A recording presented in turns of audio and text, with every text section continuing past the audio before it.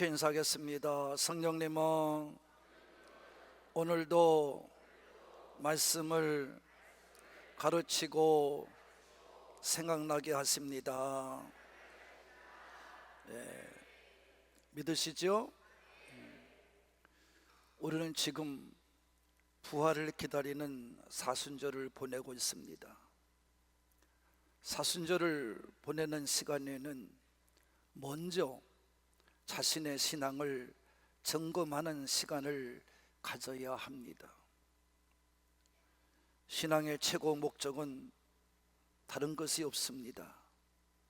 예수님께서 본을 보인 대로 말씀에 순종하며 살아가는 것입니다.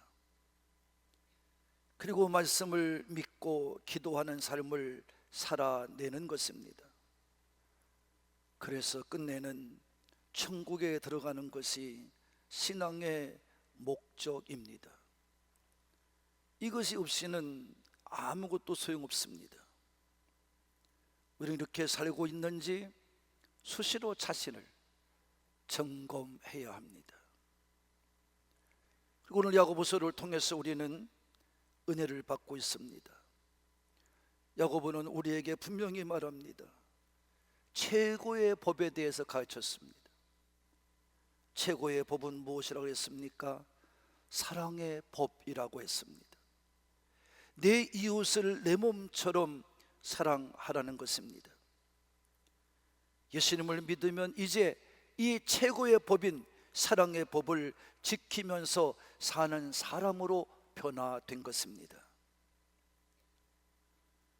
차별하는 것, 선입견과 편견을 가지고 사람을 외모로 판단하는 것은 이 사랑의 법을 어기는 죄라고 야고보는 오늘 가르쳐주고 있습니다. 9절의 말씀을 보면 이렇게 말씀했습니다. 너희가 사람을 차별하여 대하면 죄를 짓는 것이니 라고 말씀했습니다. 사람을 차별하여 대우하면 죄를 짓는 것이라 라고 분명하게 말씀하고 있습니다. 그러면서 야고보는 얘기합니다.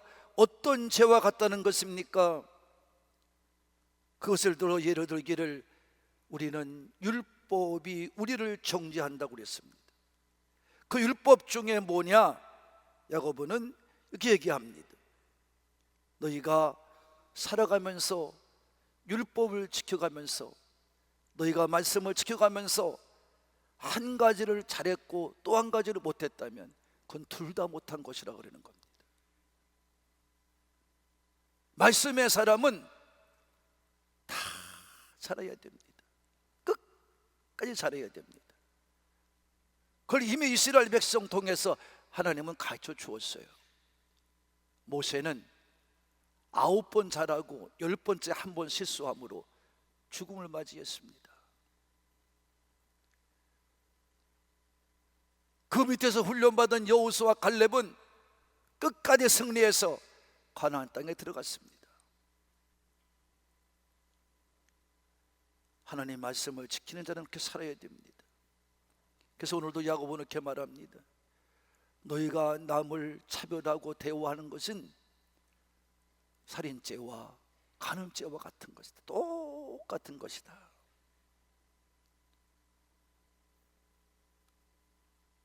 남을 판단하고 남을 차별하는 것은 살인하는 것과 같은 것이며 간음죄와 같은 것이다. 이렇게 오늘 말씀해 주고 있는 것입니다. 외모로 사람을 판단하고 취하는 것을 아주 우리는 사소한 것처럼 생각해요. 이거는 아직도 세상을 버리지 못하고 교회 와서도 똑같은 생활을 하고 있기 때문에 그렇습니다. 그건 신앙이 아닙니다. 신앙이라고 볼 수 없습니다.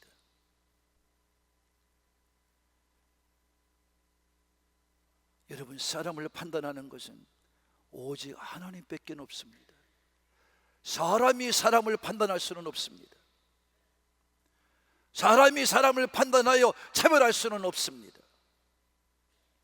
오직 나를 판단하시는 분은 나의 하나님 아버지 한 분밖에는 없는 줄로 믿습니다.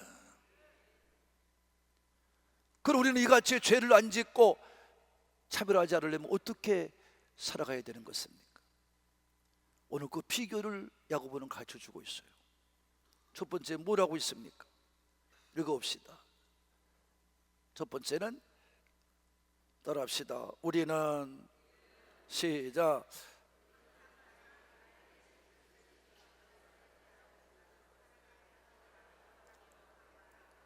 네, 반드시 마지막 때가 온다는 것을 알아라. 그걸 알고 살아라. 그 사랑의 법으로 말하고 행동해야 된다고 가르쳐주고 있습니다. 자유의 율법인 복음인 하나님 말씀을 우리는 들었습니다. 말씀에서 하나님께서는 최고의 법을 사랑의 법이라고 말씀해 주었습니다. 그럼 우리는 언젠가는 결산을 볼 때가 다가온다는 것입니다. 반드시 누구에나 온다는 것입니다. 이 사실을 알고 사랑의 법을 지켜가면서 말하고 행동하며 살라는 것입니다. 이것만이 여러분이 차별을 하고 죄를 짓지 않고 사는 것의 비결이에요.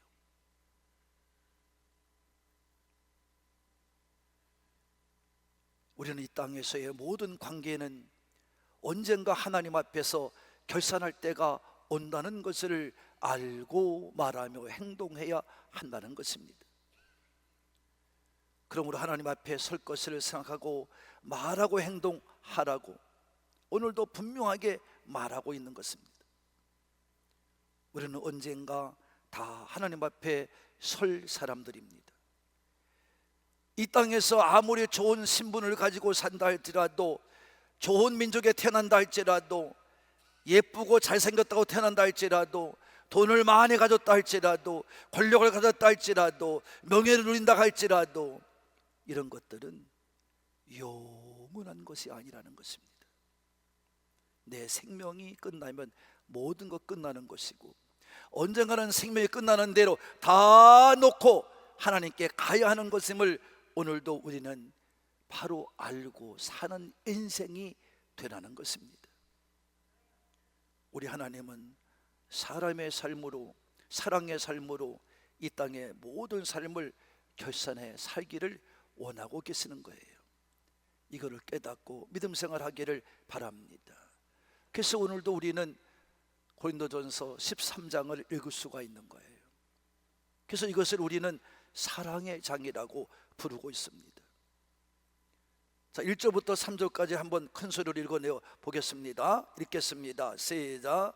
내가 사람의 방언과 천사의 말을 할지라도 사랑이 없으면 소리나는 구리와 울리는 꽹과리가 되고, 내가 예언하는 능력이 있어 모든 비밀과 모든 지식을 알고 또 산을 옮길 만한 모든 믿음이 있을지라도 사랑이 없으면 내가 아무것도 아니요, 내가 내게 있는 모든 것으로 구제하고 또 내 몸을 불사르고 내어줄지라도 사랑이 없으면 내게 아무 유익이 없느니라. 할렐루야. 이렇게 말씀은 증거하고 있습니다. 여러분, 이 모든 등장하는 여러분 인간들의 행위를 좀 보세요. 여러분, 사랑하고 예언의 능력을 가지고 있고 하나님의 비밀을 알고 있고 비밀의 지식을 알고 있고 또 산을 옮길 만한 믿음이 있고, 여러분 정말 내가 아무것도 아니요, 내가 아무것도 모르는 것처럼 산다 할지라도 내가 가진 걸 가지고 다 베풀어 주고 여러분 내 몸을 불사르게 내어준다 할지라도 이 얼마나 위대한 삶을 살고 있는 겁니까?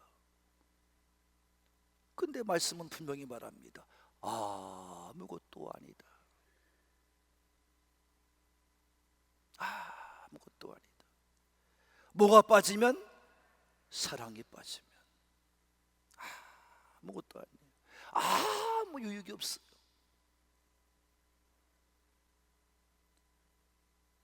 예수님께서 이렇게 말씀한 겁니다. 마태복음 7장 22절과 23절을 봅시다. 시작. 그날에 많은 사람이 나더러 이르되 주여 주여 우리가 주의 이름으로 선지자 노릇을 하며 주의 이름으로 귀신을 쫓아내며 주의 이름으로 많은 권능을 행하지 아니하였나이까 하리니 그때에 내가 저희에게 밝히 말하되 내가 너희를 도무지 알지 못하니 불법을 행하는 자들아 내게서 떠나가라 하리라. 아멘.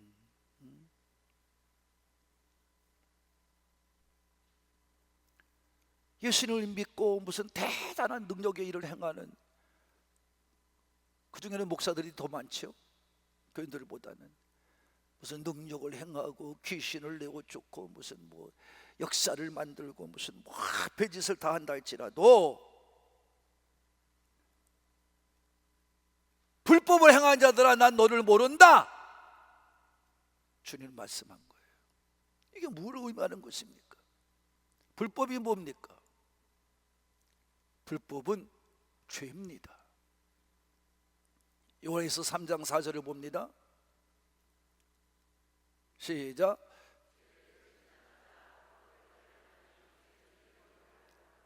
법을 지키지 않고 말씀을 지키지 않는 사람은 죄를 짓는 거예요. 이 말씀은 무엇입니까? 그러므로 예수님께서 말씀하는 것은 내 말을 지키지 않는 사람은 불법이다, 이가 죄를 짓는 거다 이 말이요. 그 하나님 말씀은 뭐라 했습니까? 하나님의 최고의 법은 사랑의 법이라는 겁니다.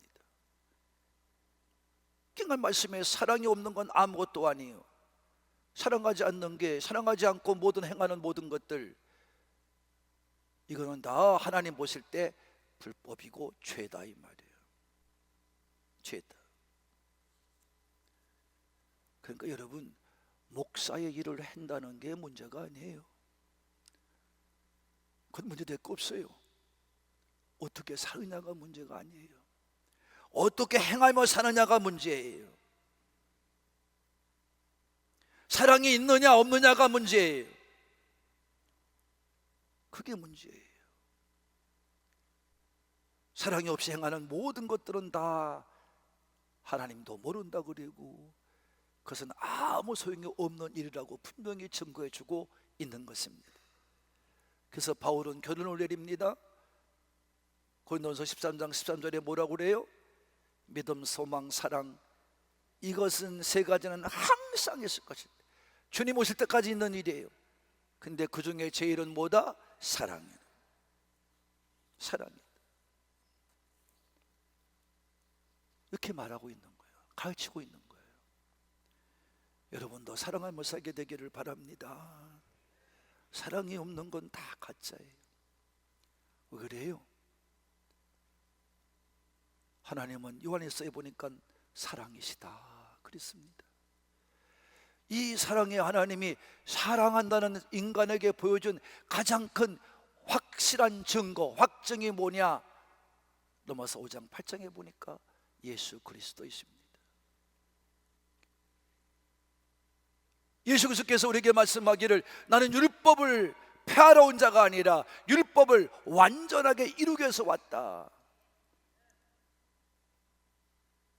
그래서 바울은 로마서 13장 10절에 뭐라고 그러냐면 율법은 뭐냐? 완성은 사랑이다 그런 거예요. 사랑이 없는 건 다 가짜예요.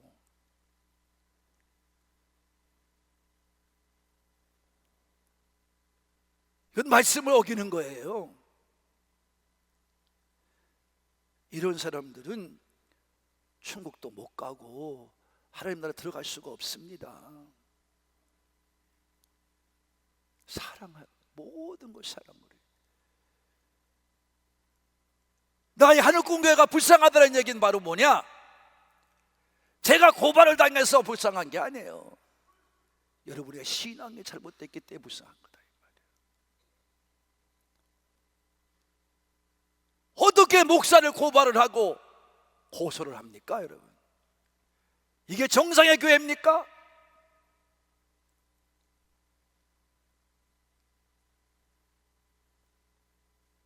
잘못된 교회예요.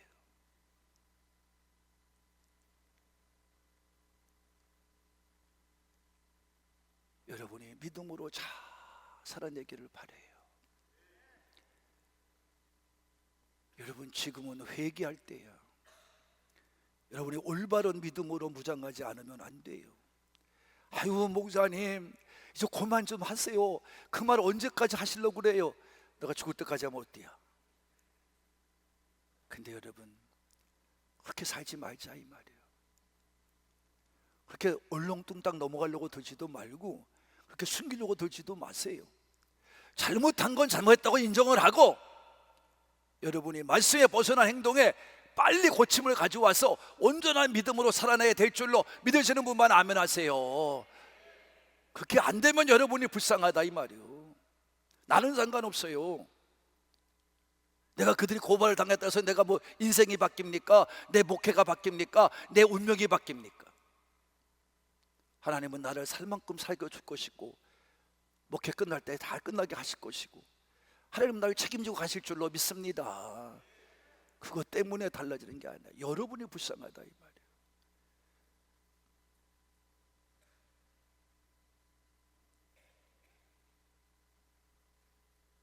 어떤 분들은 잘났다고 또 목사님 누가 뭐 감동 나가라 그랬습니까? 또 그렇게 말하는 분도 있었어요 나한테.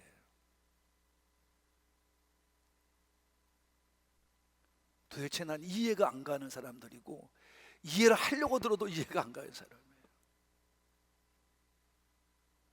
그러니까 너는 항상 그 모양 겉꼴로 살지. 어디 한번 제대로 나서지도 못하고, 어디 한번 제대로 섬겨지도 못하고, 어디 한번 제대로 가서 주님 앞에 온전히 믿음 가지고 서지도 못하고 인생 끝나는 거지 뭐 그래. 어떻게 사랑하는데 여러분 내 이웃을 마음을 아프게 합니까? 어떻게 사랑하는데 내가 섬기는 내 식구들을 마음 아프게 합니까? 그건 말이 안 되는 소리잖아요. 사랑은 세상을 바꿔요. 예수님의 사랑은 세상을 바꿨어요. 예수님의 사랑을 가지고 노예제도가 폐지됐어요.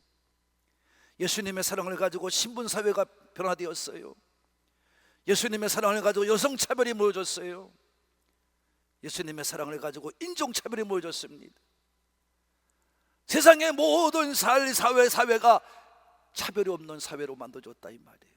누구 때문에? 예수님 때문에. 그래서 얼마 안 됐습니다만 이 미국에서 교회 성장학자들이 얘기를 했어요. 옛날에는 교회 성장을 하려고 그러면 목사가 리더십이 중요하고, 목사의 설교가 잘해야 되고, 교회가 커야 되고, 교회가 위치를 잘 잡아야 되고, 뭐 이렇게 여러분, 그 다음에 또 무슨 뭐 여러분 잘 아는 것처럼 그야말로 전도 열성의 교회가 있어야 되고, 열정이 있어야 되고, 여러분 신학 사상이 올바야 되고, 이런 얘기들을 다 했어요. 이게 그 당시에 부흥한 성장하는 교회들이다 이렇게 말했어요. 그 70년대 80년대 일어났던 부흥운동에 성장학자들이 말했던 거예요. 근데 2000년대 들어와 가지고 찰스 안이라고 하는 사람이 교회 성장학자인데, 이 사람이 이렇게 얘기했어요. 아니다, 이제는 사랑 지수가 필요하다. 러브 커션트 LQ를 말했습니다. 그래서 그 사람 얘기는 그렇습니다. 다 같이 사랑하는 교회는 성장하고, 성장하는 교회는 사랑한다. 사랑하는 교회가 성장하고, 성장하는 교회는 반드시 사랑하는 교회라는 것입니다. 그래서 그 사람이 조사를 했어요. 미국 전 사회에 11개의 사랑에 대한 질문을 만들어서 25개 교단, 다른 교단 25개 교단에 8,600명에게 설문을 던져서 측정을 했습니다.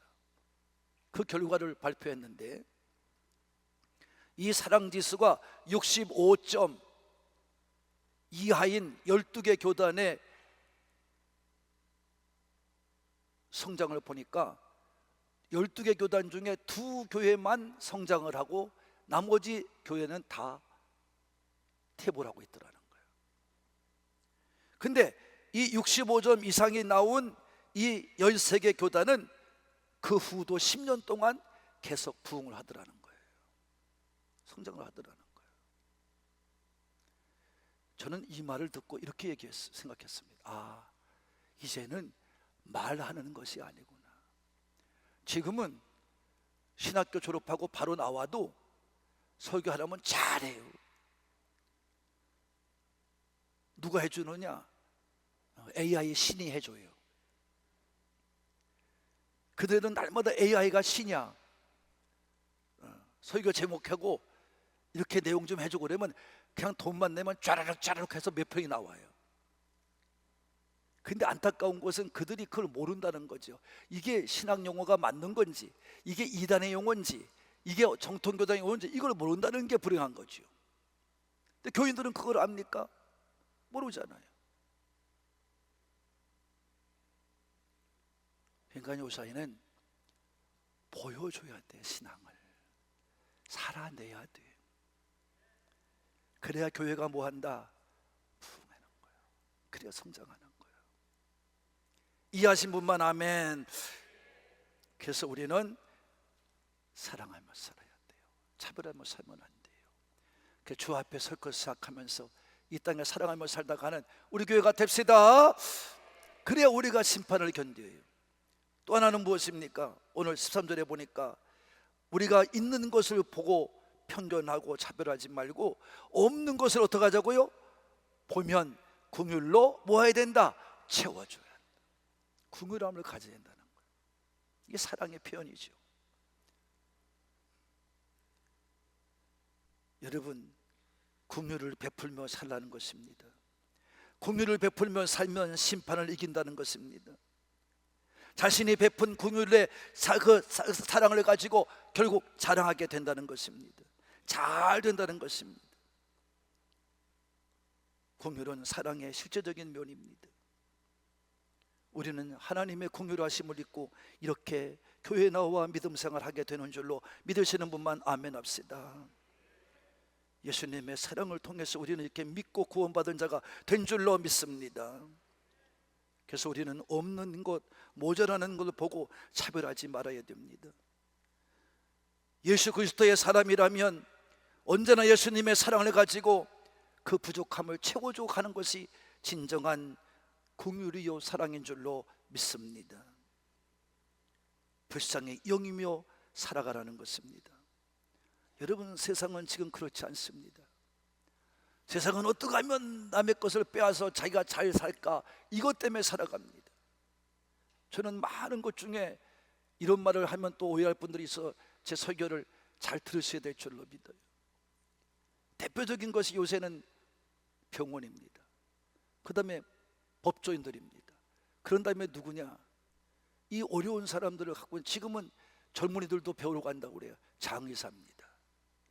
장례를 배워 돈 번다고 그래. 이제는 이 사람들이 뭡니까? 다 교수들입니다. 다 뭐예요? 남의 약함과 남의 부족함을 가지고 해먹는 사람들이에요.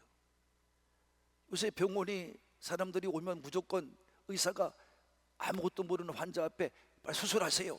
그리고 수술을 하고 뜯어내요. 자기가 기술을 가지고 뭐하고 잘못한 건 분명한데 잘못한 거 인정하지 않고 오히려 떳떳하게 얘기를 하는 게 이 세상입니다. 그건 바로 뭐겠어요? 약점을 이용해서 돈 버는 거 아닙니까? 법조인도 똑같아요. 판사나 검사나 변호사들이 올바른 것을, 부족함을 채워서 올바르게 그 사람의 벽을 모르는 것을 채워주는 게 아니라, 잘 도와주는 게 아니라, 그래서 약점을 이용해서, 무식함을 이용해서 뺏어 먹어요. 부모가 죽고 형제가 죽어서 슬퍼하는 그들에게 제대로 값을 매겨서 모든 걸 다 하는 게 아니라 오히려 덤태게 씌워서 돈을 벌어요. 학생들이 배우지 못하고 알지 못하니까 무조건 말해주고 그거 가지고 이용해 먹고 교수가 돈 벌어요.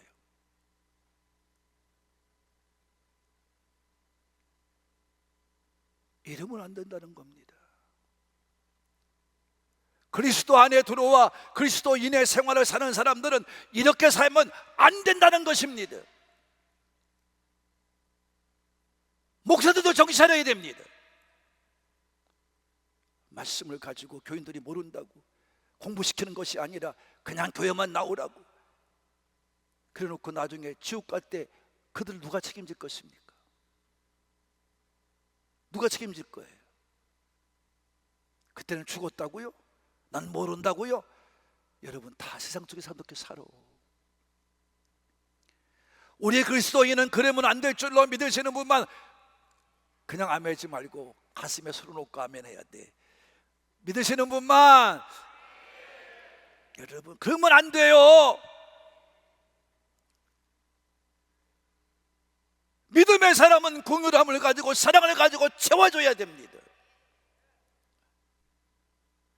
그래야 세상이 바뀝니다.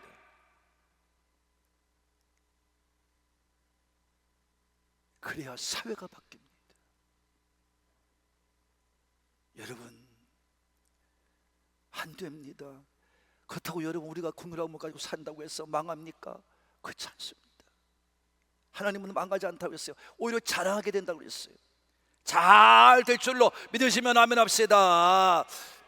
이거는 여러분 어떤 가난하고 어렵고 부족한 사람에게, 불쌍한 사람들에게 해당되는 게 아니에요. 이것은 힘 있고 능력 있고 권력 있고 명예가 있는 사람 모두가 같이 해야 될 이 믿음의 삶인 줄로 믿으시는 분만 아멘 합시다. 우리는 서로 부족함을 채워가는 것입니다. 예수님을 보십시오. 예수님께서 뭐라고 말씀하셨습니까? 없는 자를 보고 어떻게 했습니까? 굶주린 자를 보고 어떻게 했습니까? 방황하는 자 보고 어떻게 했습니까? 그들을 채워줬어요. 멸시한 게 아니에요. 불쌍히 여겼어요. 같이 아파했어요. 자, 없는 자를 보고 어떻게 했습니까? 시작. 없는 자.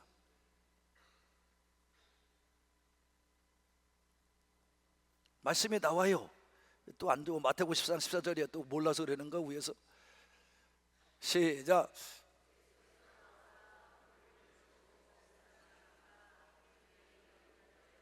네, 아픈 자들을 고쳐주었어요. 불쌍히 보시고. 이런 의사가 있으면 참 좋겠어요. 아멘 하는 거 보니까 안 한 것 같아요.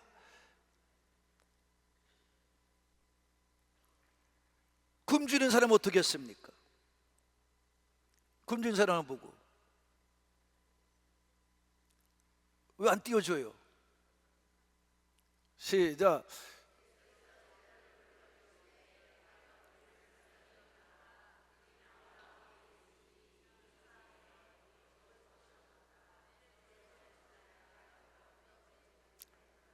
이제 다음 주에 이 말이 곧 나옵니다. 믿음이 그래서 행함 있는 믿음이 된다는 거예요. 할렐루야.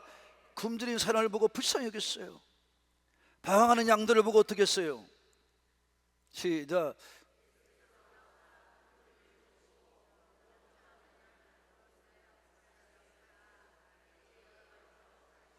자, 가르쳐야 돼.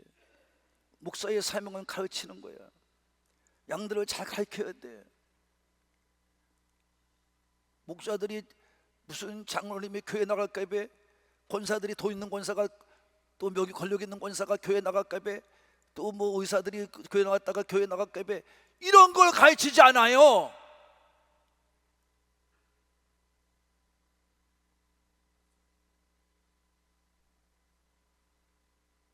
이게 문제입니다.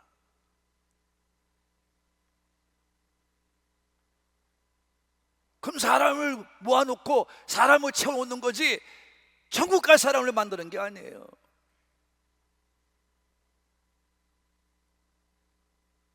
잘못된 믿음이에요.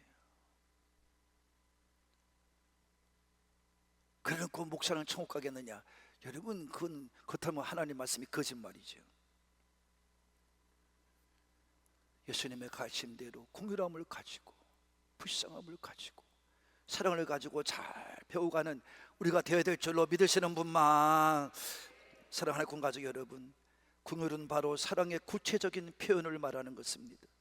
우리 교회가, 우리의 가정들이, 우리 사회가 이 긍휼함이 풍성해야 될 줄로 믿습니다.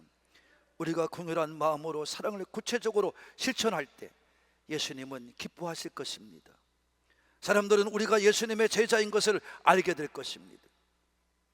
동물은 양육강식의 법칙에 통하지만 사람은 하나님께서 그렇게 만들지를 않으셨습니다. 강한 자가 약한 자를 보호해주고 같이 도와가며 살게끔 만들었습니다. 그래서 외롭게 서 있는 아담을 보시고서는 하나님께서 그가 외로운 것을 보지 못하고 둘이 돕는 배필로 부부를 만들어 여자를 만든 줄로 믿으시면 아멘 합시다. 서로 도와 아름다운 삶을 살게 했다는 것입니다. 사랑의 표현은 긍휼을 통하여 우리 사랑하는 하늘 꿈 가족 여러분, 서로의 부족함을 채워가면서 마지막 때의 심판을 이겨가는 우리 가족들이 되시기를, 나를 사랑하사 나의 부족함을 채워주시기 위해서 이 땅에 오사 죽어주신 예수님의 이름으로 축복합니다. 축복합니다.